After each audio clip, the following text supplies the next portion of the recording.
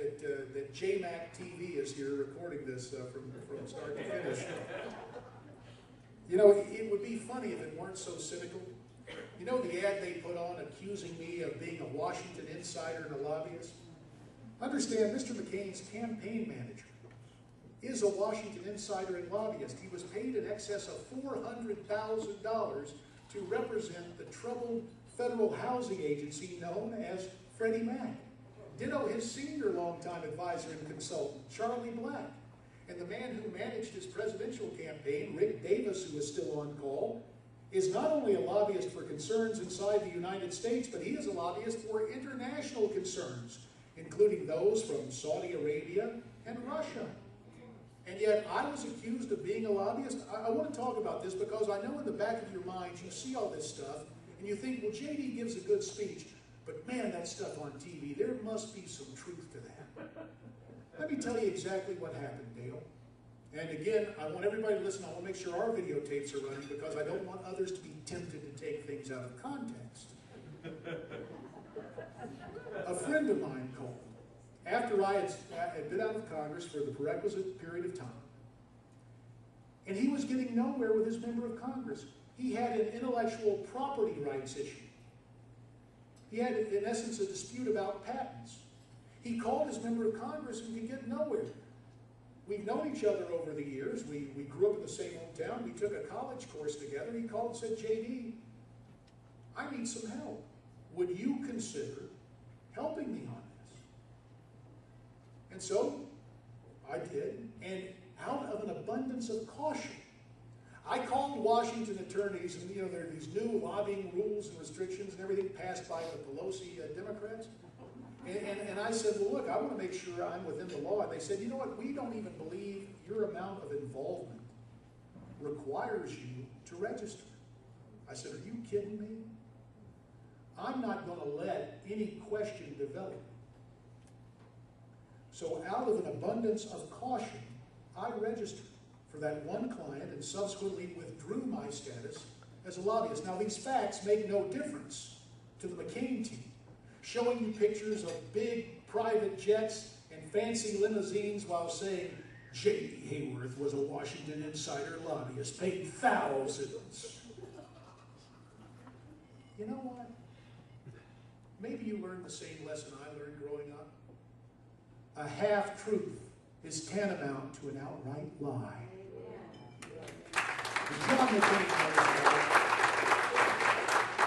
Now I don't want this to get personal, but I want to answer this question. What is available for public consumption, Dale, is that careful records are kept of everyone who visits any official office.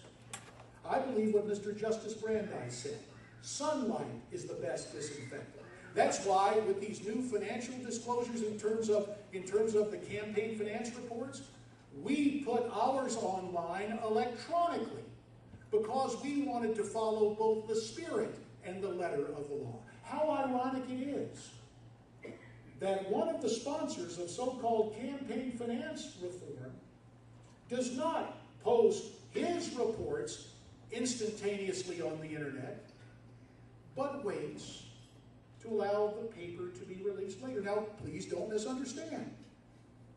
That's legal, but does it follow the spirit of the law? Just another notion on campaign finance. We understand, and that maybe that's a reason why they didn't put the reports up electronically. We're hearing talk that Mr. McCain has gone into the Presidential Reserve Fund.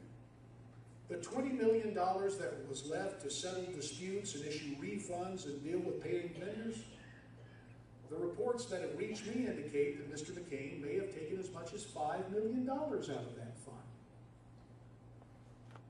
So what can we conclude? In the fullness of time, so-called campaign finance reform, I guess the advantage is if you write it, you know about all the loopholes you can exploit. At the end of this campaign, and if you're buying all the character assassination that is offered against me, and in a sense I can understand because it's there's no veracity to the charges, it's just that you cannot turn on the TV without seeing it. I just would ask this. Really stop and think. if I were the guy portrayed in that ad, how could I be standing here running for the United States Senate? Mary was right in the very modest ad buy we put out. And it pains me to say this, but my opponent is engaged in character assassination in a desperate attempt to keep his job. That's why he is trying to change the subject, because he knows he cannot run on his record. He told the press, and I am so glad JMAC TV is here to record this. I hope it is sent express mail back to my opponent, and he studies and listens to every word.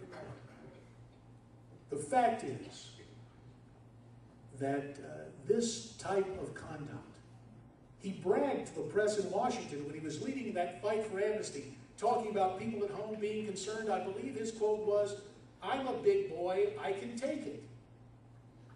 Well then, Senator, make the case for amnesty. Make the case for the bailouts. Make the case for cap and trade. Tell us why the tax cuts were so bad and favored only the wealthy, as you claimed a decade ago. He knows he can't win that way, so he's trying to change the subject. Fellow citizens, fellow Republicans, I appeal to you, do not be fooled. And before you give in to the populist inclination to say a pox on both their houses, please understand that while everyone is entitled to run, if you cast a vote for the protest candidate, that is tantamount to casting a vote for Mr. McCain. At the end of the day, no matter where the money comes from, the presidential fund or from the Washington interests, you have something that's priceless. Your vote. And I earnestly and humbly ask for that vote, first in the Republican primary on August 24th, and then in the general election of November 2nd, as we make the right kind of change in the United States Senate. Thank you, and God bless you. It's a pleasure to be with you.